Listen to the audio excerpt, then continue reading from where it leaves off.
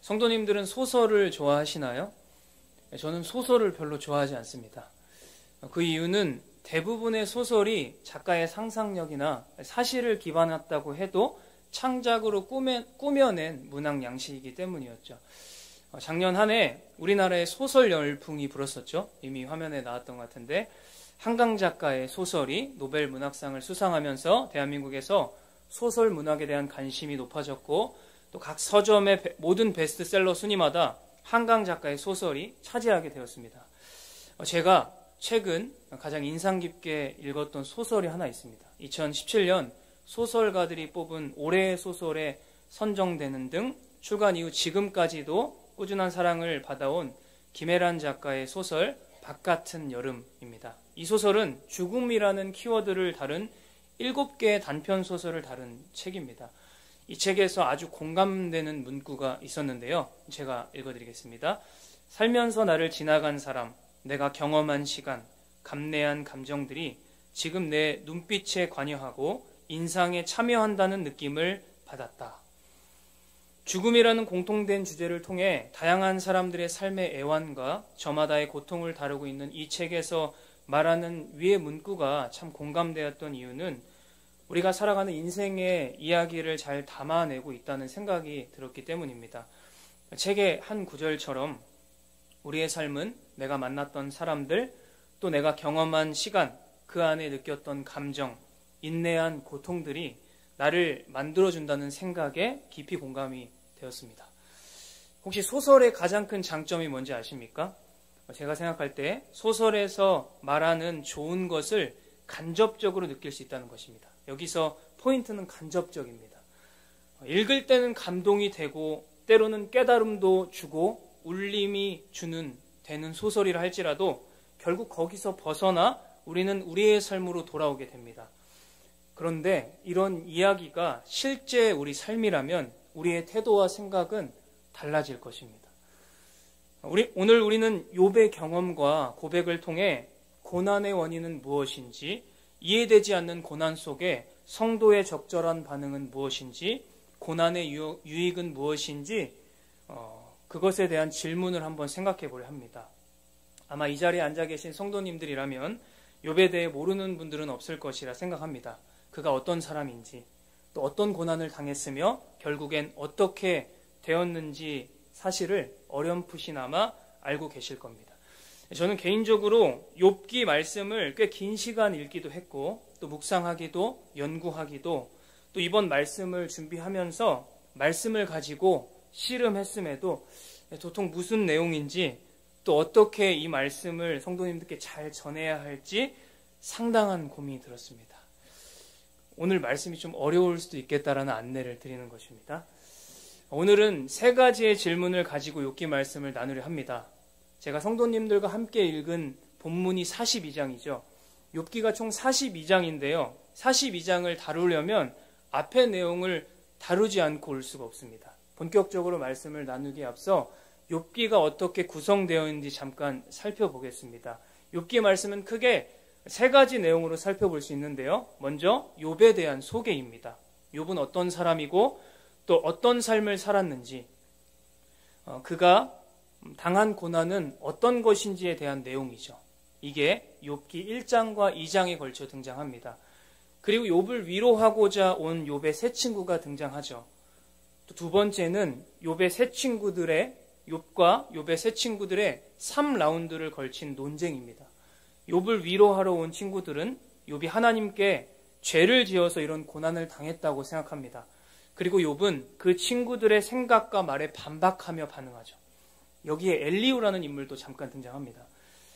마지막 3번째는 하나님의 말씀과 욥의 반응입니다. 하나님은 욥 앞에 찾아오십니다. 그리고 말씀하시죠. 그리고 욥은 하나님의 그 말씀을 듣고 그 말씀 앞에 반응하게 됩니다. 저는 오늘 3가지 질문을 던지며 욥기 말씀을 생각해 보려 합니다. 욥기 말씀을 통해 우리가 던질 수 있는 첫 번째 질문은 고난의 원인은 무엇이냐라는 것입니다. 성도님들 욥기를 읽어보셨습니까? 네, 안 읽어보셨나요? 욥기를 언제 읽으시냐는 질문을 많은 분들은 고난의 때, 고통의 시간, 소위 어려움을 당했을 때 많이 읽는다라고 답변하십니다. 그런데 그마저도 다 읽지 못하고 처음 어느 정도 읽다가 중간 부분은 대충 좀 건너뛰고 결론 부분으로 가게 되죠.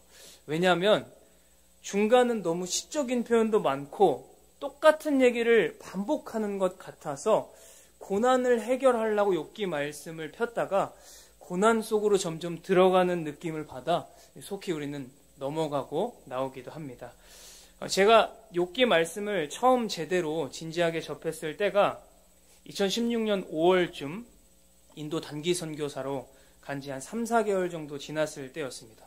원인을 모를 바이러스가 몸에 생겨서 피부가 붉어지고 알러지 반응과 가려움이 심해져서 응급실만 3번을 갔을 때였습니다.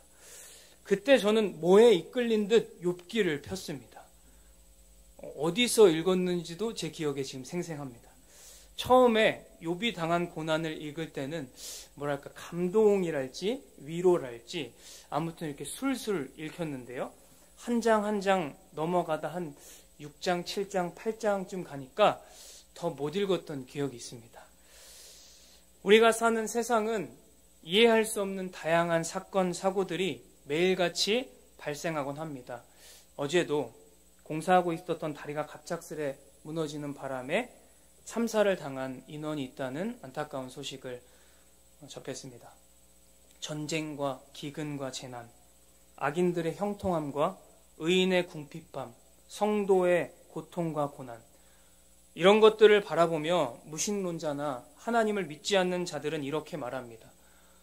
하나님이 살아계시면 세상이 이런 꼴이 맞는 거냐?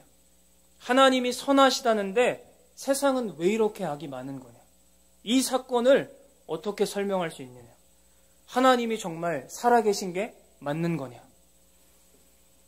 정말 그렇습니다. 조금 진지하게 이 세상의 문제를 두고 고민하는 사람들이 던지는 이런 질문 앞에 우리는 무력함을 느끼게 되기도 합니다. 더 나아가 그 질문들이 내가 겪는 불합리함, 내가 겪는 고통과 고난이라면 우리는 마치 소설을 대하는 듯한 마음과 태도로 가볍게 넘길 수 없을 것입니다. 욥은요, 상상할 수 없는 고난을 당합니다. 한 가지만 해도 웬만한 사람은 제정신으로 살아가기 어려울 재난에 가까운 고난을 갑작스레 당합니다. 욥은 꽤나 유력한 사람이었습니다. 그의 소유는 풍족했죠. 자녀도 10명이나 있었어요. 뿐만 아니라 그는 온전하고 정직하여서 하나님을 경외하며 악에서 떠난 자였습니다. 성경은 그를 그 지역에서 가장 훌륭한 사람이라 소개하죠. 그런 그가 이해할 수 없는 고난을 당합니다. 모든 종들이 죽임을 당하고 모든 가축과 재산이 불에 타버립니다. 또 10명의 자녀가 갑자기 불어온 바람에 집이 무너져 죽임을 당하죠.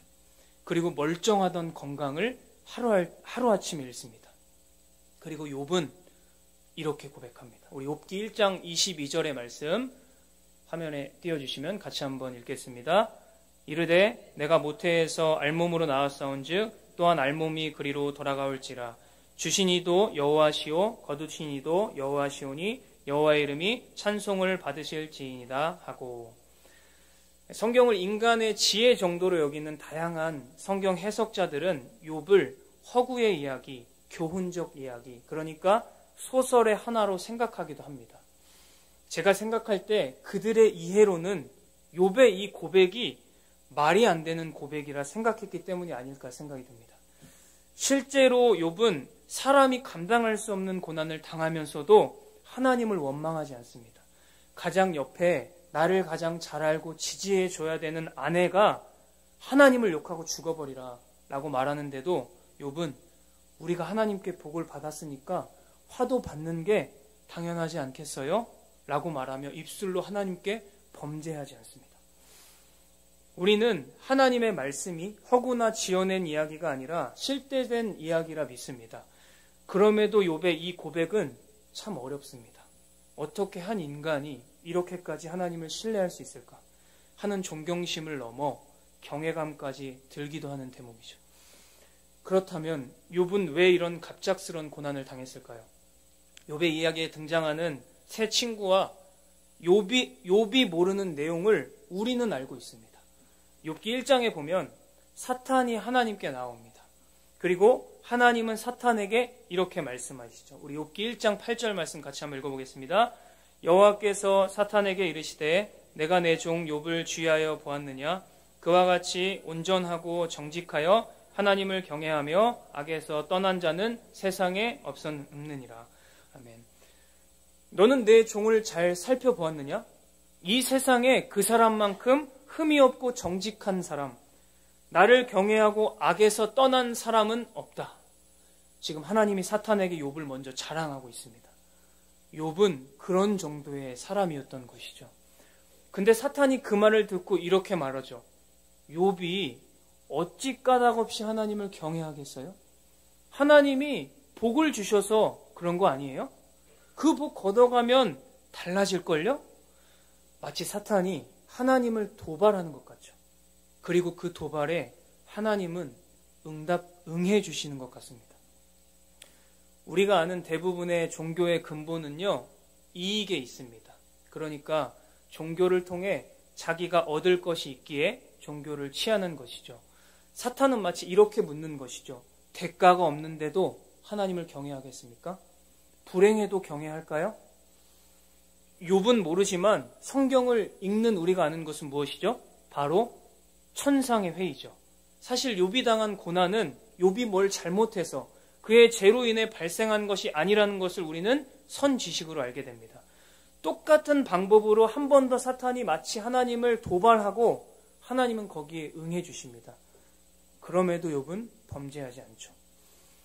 성경에서 말하는 고난은요, 크게 세 가지 정도로 정리할 수 있습니다. 첫째, 내가 저지른 죄 때문에 당하는 고난. 나의 죄의 책임으로 당하는 고난이죠. 둘째, 성도를 온전하게 하기 위한 고난. 이 고난은 성도를 만들어가기 위한 고난을 말합니다. 마지막 셋째, 하나님의 영광을 위한 고난. 이 고난은 우리에게 있어서 가장 이해하기 어려운 고난이죠. 하지만 고난의 이유와 그 목적을 안다고 해서 우리가 당하는 고난의 고통의 정도가 줄어들진 않습니다. 그리고 보통 갑작스레 당한 고난의 이유를 우리가 알긴 어렵죠. 많은 믿음의 사람들은 어떤 현상을 두고 하나님의 관점에서 해석하라는 경향이 있습니다. 저도 그렇습니다. 그 모습은 모든 것을 섭리하시는 참새 한 마리도 하나님의 허락 없이는 땅에 떨어지지 않는다는 하나님의 주권을 믿기 때문일 것입니다. 우리에게 있는 이러한 경향이 때로는 의도하지 않게 다른 이들에게 씻을 수 없는 고통을 주기도 합니다. 저의 친가는요, 무속신앙을 섬기던 집안이었습니다. 저희 어머님 권사님의 눈물의 기도와 헌신을 통해 결국 예수님을 믿고 지금은 소천하신 저의 친할머니는 젊은 시절 충청도를 호령하시는 유명한 무당이셨습니다. 그 영향력은 지금도 친가에 남아있는데요. 믿음이 좋은 저희 어머니께서 제 어린 시절부터 친가를 전도하고자 부단히 노력하셨고 그 결실로 할머니와 큰아버지, 할머니는 나중이고요. 큰아버지 가정이 조금씩 교회에 나가기 시작할 때였습니다. 그러던 어느 날 큰아버지께서 오토바이 뺑소니 사고를 당하셨고 갑작스레 세상을 떠나게 되셨습니다. 그 당시에 저희 큰어머니께서는 교회에 나가셨는데 어떤 믿음이 좋은 권사님인지 집사님인지 모르지만 남편을 갑작스레 잃은 저희 큰어머니께 오셔서 아마 위로를 하려고 하셨던 것 같아요. 남편은 하나님이 필요해서 데려가셨어요. 라고 말씀하신 그 말을 듣고 그 뒤로부터 우리 큰어머니는 교회에 안 나가게 되었습니다. 지금도 이제 기도의 대상이긴 한데요. 물론 그 말 자체가 완전히 틀렸다고는 할 수는 없겠지만 사고로 갑작스레 남편을 잃은 아내에겐 큰 충격이었고 하나님에 대한 오해가 원망과 불신으로 자리를 잡게 만드는 말이 되었던 것이죠. 우리는 고통의 원인을 알고자 합니다. 어떤 뇌과학자가 말하기를 사람은 자기가 당하는 일에 원인을 자연스레 분석하려고 하는 뇌의 움직임이 있다고 말했습니다. 하지만 그 고난의 원인을 알았다고 한들 그 원인을 듣는 모든 사람에게 유익이 되거나 도움이 되는 것은 아닙니다. 하나님을 믿는 우리가 고난당한 자들 앞에서 주의해야 하는 것은 우리의 짧은 생각으로 하나님의 이유와 목적이 이것입니다 라고 말하는 것이죠. 좀 전에도 말했지만 설령 그 이유와 목적이 맞다고 해도 고난을 당하는 당사자에게는 폭력이 될 수 있기 때문이죠. 우리는 고난 앞에 겸손해야 할 필요가 있습니다. 우리의 무지와 연약함을 늘 돌아보며 고난당한 자들 위해 함께 슬퍼하고 옆에 있어주는 모습이 우리에게 필요한 것이죠. 우리는 고난의 원인을 다 알 수 없으며 또 그 고난의 원인을 알았다고 해도 그 알을 사용할 적절한 지혜가 우리에게 부족하다는 사실을 인정할 필요가 있는 것입니다. 욥의 말씀을 통해 두 번째로 생각해 볼 질문은 이해되지 않는 상황 속에서 성도의 올바른 반응은 무엇인가 라는 것입니다. 말할 수 없는 고통을 당했다는 소식을 들은 욥의 세 친구가 욥을 방문합니다. 그들은 욥의 모습을 보고 한마디도 입을 떼지 못합니다. 욥이 당한 고통이 너무 심한 것이죠. 그렇게 세 친구는 7일 동안 밤낮으로 욥과 함께합니다. 그런 욥이 입을 열어 자기 생일을 저주하기 시작합니다. 내가 태어난 날이 망했더라면, 그날이 차라리 없었더라면, 내가 나지 않았더라면 왜 내가 태어나서 이런 고통을 당하는가? 나에게는 평안도 안식도 휴식도 없고 불안만 있구나. 자신의 입을 다물고 범죄하지 않았던 욥이 입을 열어 자기 생일을 저주하죠. 욥의 이러한 모습이 좀 당황스럽게 느껴지는 것은 우리가 앞전에 살펴본 1장과 2장의 모습과는 전혀 다른 모습을 보여주기 때문이죠. 욥은 자신이 당한 고통을 견딜 수 없었습니다. 욥은 자기 생일을 저주하면서 자기가 당하는 고통이 마치 자기를 태어나게 하신 하나님 때문이라는 사실을 은밀히 고발하는 것 같아 보이죠. 아직은 소극적이지만 하나님께 반항하는 듯한 모습을 보입니다. 이런 욥의 말을 가만히 옆에서 듣던 욥의 세 친구는 입을 열어 말하기 시작합니다. 이제부터 욥과 욥의 세 친구의 본격적인 논쟁이 시작됩니다. 세 친구가 욥에게 하는 주장을 한 문장으로 정리하면 다음과 같습니다. 욥, 너는 네가 알지 못하는 죄를 하나님 앞에서 지은 게 분명하다. 그러니 회개하고 돌이켜라. 1장과 2장에 나타난 천상의 회의를 통해 우리는 욥이 당한 고난이 그의 죄 때문이 아님을 이미 알고 있죠. 그러나 그의 세 친구들은 반복적이고도 일관된 방식으로 욥이 당한 고난은 욥의 죄악의 결과라고, 정당한 결과라고 주장합니다. 세 친구의 주장은요, 점차적으로 강화됩니다. 그러니까 좀 간접적인 표현에서 직접적으로, 약한 표현에서 강한 표현으로 점점 나아갑니다. 그들의 주장을 한 단어로 표현한다면 도덕적 인과율의 결과라고 할 수 있습니다. 쉽게 말하면 하나님의 말씀에 순종하면 복을 받고 불순종하면 저주를 받는 게 세상의 이치다라는 것이죠. 이들의 주장이 틀렸다고 할 수 없는 것은 우리가 잘 아는 신명기 말씀과 잠언의 가르침에 바탕을 두기 때문이죠. 욥의 친구들은 이러한 신학적 이해를 가지고 욥이 당하는 고난의 현실 자체가 하나님의 의로움을 나타낸다 주장합니다. 세 친구가 이해하는 하나님, 바라보는 세계관은 분명합니다. 인과율은 하나님이 세상을 통치하는 방식이다라는 것이죠. 고난의 때를 지나게 되면 우리는 어떻게 되나요? 세 친구와 같이 강한 종교적 확신을 가지고 또 분명한 신학적 근거를 둔 영적 지도자나 믿음의 사람들의 말에 귀를 기울이게 되죠. 그리고 그 앞에 나 자신을 살펴보고 대부분은 그 근거에 머리를 숙이게 됩니다. 그러나 욥은 그러지 않습니다. 또 그럴 수 없었습니다. 왜냐하면 이 세 친구들의 주장은 날카로움을 넘어서 폭력적이고 잔인하기까지 합니다. 일례로 세 친구 중에 가장 나이가 많게 생각되는 엘리바스는요, 욥이 자기 생일을 저주한 그 내용을 인용하면서 네 자녀들이 죽은 것은 너의 죄의 결과다. 내가 죄를 지었기 때문에 내 자녀들이 죽임을 당한 것이다 라고 말합니다. 또 다른 친구 빌닷은 좀 더 직설적으로 내 자녀들이 죄를 지었으니까 하나님이 그 죄로 인해 버리신 것이다 라고까지 말합니다. 욥을 죄인으로 간주하는 소발 또한 사람의 숨겨진 죄를 찾아내시는 하나님의 위대한 능력을 찬양한다 라고까지 말합니다. 이 얘기를 듣는 욥의 심정은 어땠을까요? 욥은요, 끝까지 여기에 대항합니다. 물러서지 않습니다. 욥은 말합니다. 내 말이 경솔했느냐? 그럼 그건 여호와의 독하사를 맞았기 때문이다. 나는 수개월 동안 고통 속에 침묵할 수 없다. 나는 무죄하다. 너희 말처럼 혹시 내가 범죄하였다 하더라도 어떻게 이렇게 큰 고통이 내게 임할 수 있느냐? 이 고통을 당할 만큼 내가 그렇게 큰 범죄를 저질렀단 말이냐? 욥은요, 새 친구들의 독한 말과 뼈가 시릴 정도의 잔인한 폭력의 말에 물러서지 않고 응수합니다. 또한 동시에 욥에게 찾아볼 수 있는 모습은요, 끝없이 하나님 앞에 그의 억울함과 고통과 이해되지 않는 하나님의 방식을 토로합니다.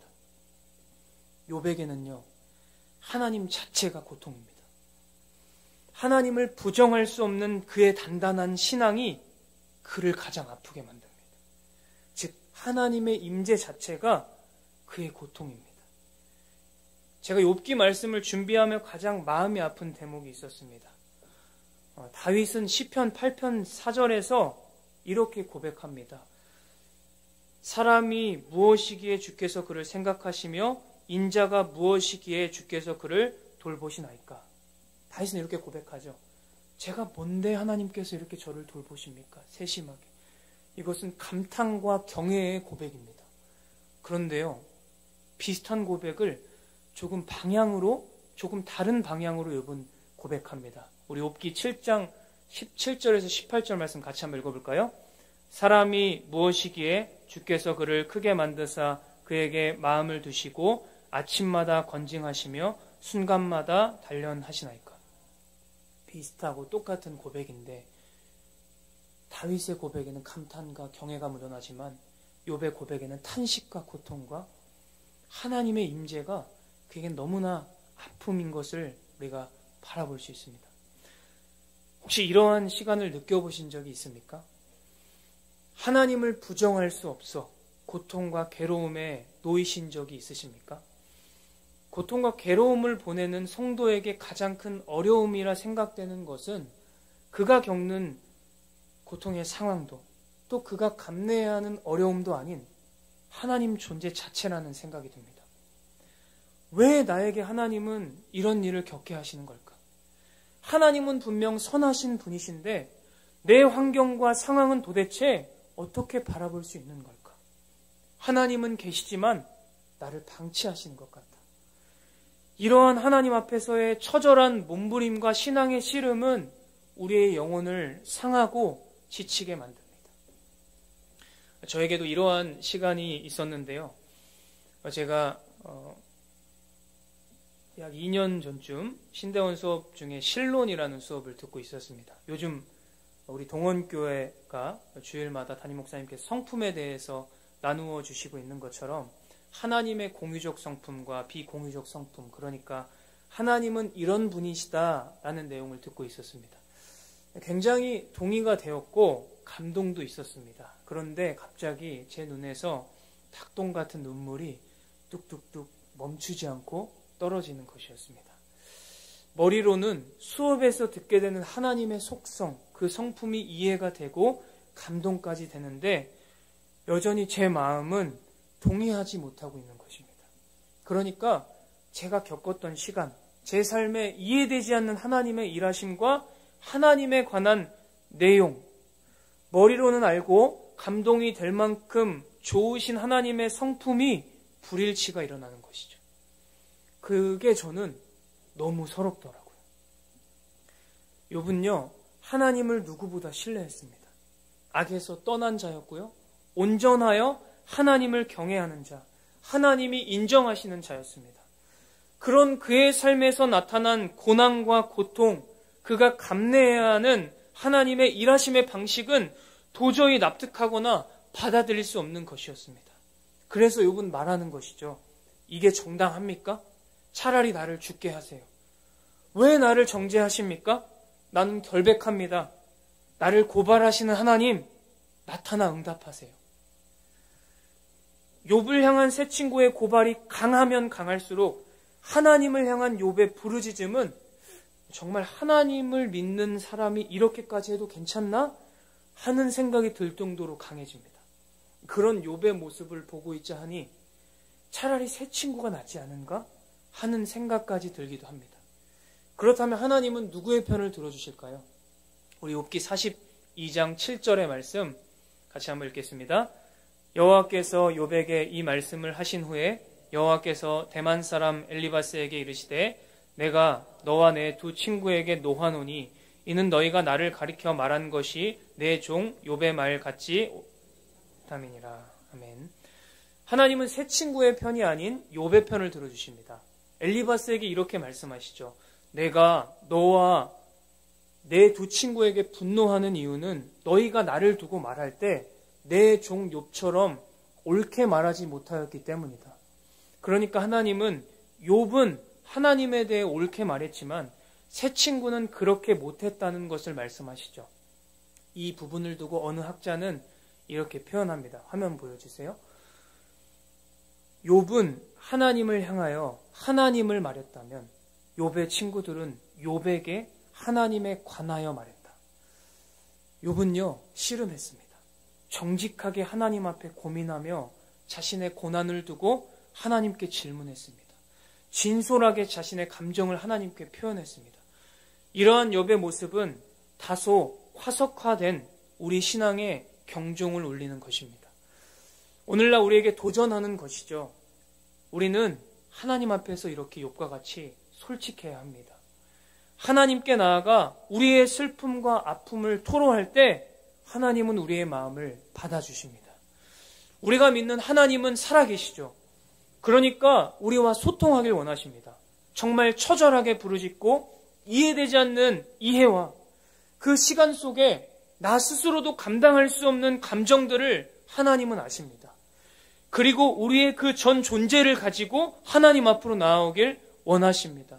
숨겨놓고 적절한 믿음과 같은 모습이 아니라 탄식하고 부르짖고 애통한 그 마음 그대로, 그 전 존재 그대로 하나님은 나오길 원하시는 것이죠.